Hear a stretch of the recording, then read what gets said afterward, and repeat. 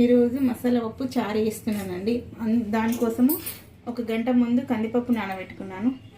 చింతపండు చారు కోసము చింతపండు నానబెట్టుకున్నాను. అందులోకి మసాలా పప్పులకు ఉల్లిగడ్డలు, ఇవి చారులకు కొత్తిమీర.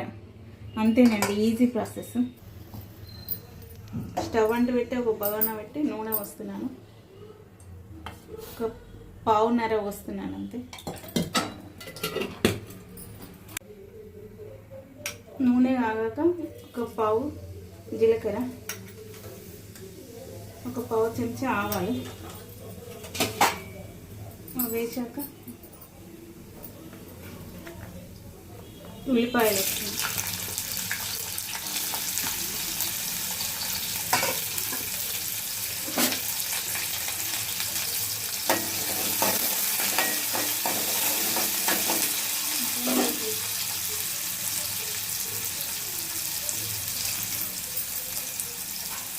కరివేపాకు,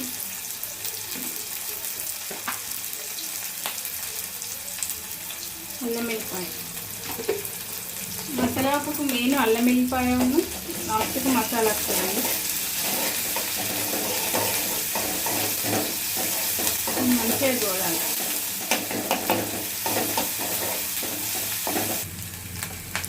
ఒక 1/2 టీ స్పూన్ పసుపు ఇది వేసాక మనం ముందుగా నానబెట్టుకున్న కందిపప్పు వేస్తున్నాను.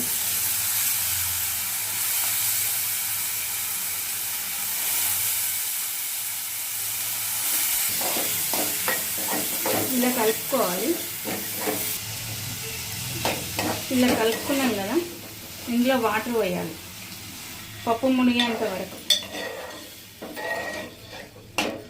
ఈ వాటర్లోనే మంచిగా పప్పు ఒక 80% ఉడకాలి.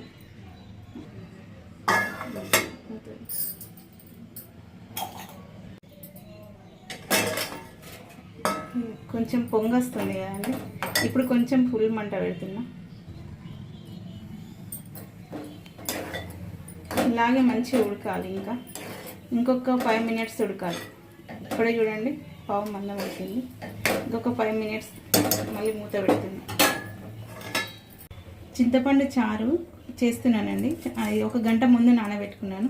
ఇందులోకి పచ్చిమిర్చి, ఉల్లిగడ్డ, పచ్చి ఉల్లిగడ్డనే వేయాలి. మళ్ళీ ఎల్లిపాయ, జీలకర్ర మెయిన్. ఇది దంచి ఇది మనం పిసుకుతాం కదా, ఇది చారుకు చేస్తాం కదా, అందులో ఇది కలపాలి, పచ్చిదే కలపాలి. నేను చేసి చూపిస్తానండి. చూడండి, చింతపండు పిసుకుతున్నాను. ఎల్లిపాయను జీలకర్ర దంచుతున్నానండి.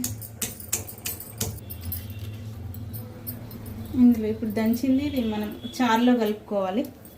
ఇది కలుపుకున్న తర్వాత ఇది పచ్చి ఉల్లిగడ్డలు వేసుకుంటున్నాం.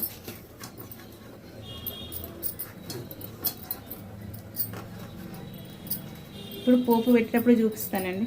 పోపు పెడుతున్నాను.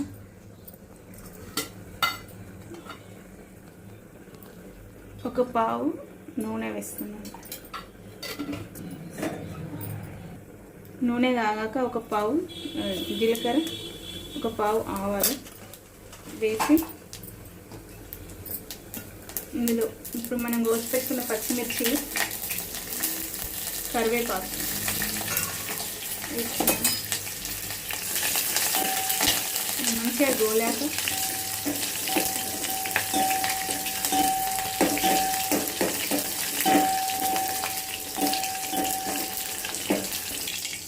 ఇప్పుడు మంచి గోల్లే కదండి. ఇప్పుడు ఇందులో పసుపు వేస్తాను.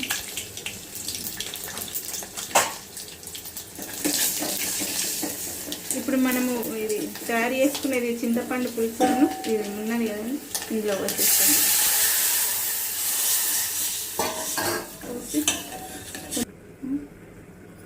కొంచెం కొత్తిమీర వేస్తున్నాను. మనకు కావాల్సినంత వాటర్ కూడా పోసుకోవచ్చండి. ఇప్పుడు ఉప్పు వేస్తున్నాను. పింక్ సాల్ట్ వేస్తున్నాను. తగినంత వేసుకోండి. అంతేనండి చారు. చూడండి, ఒక 10 మినిట్స్ దాకా ఉడికింది కదా, సగంకి ఎక్కువ ఉడికింది. ఇప్పుడు కారం వేసుకుంటున్నాను. కొంచెం కారం, ఉప్పు వేస్తున్నాను.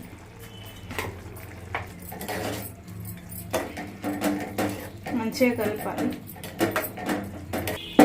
కలిపి మూత పెట్టి మూత పైన కొన్ని వాటర్ పోయాలి. వాటర్ పోసి ఒక 5 minutes ఉంచాలి.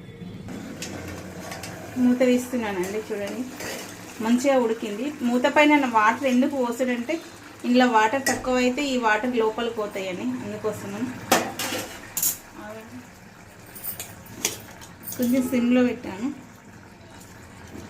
ఇప్పుడు మసాలా వేస్తున్నాను. ధనియాల పొడి, ధనియాలు అందులోనే అన్నీ ఉన్నాయండి. ఇప్పుడు కొత్తిమీర,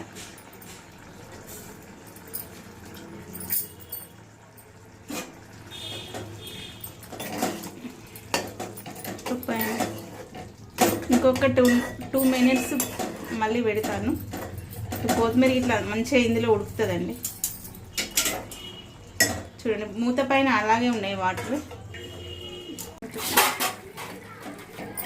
చూడండి పప్పు అయింది. ఇదేనండి మసాలా పప్పు.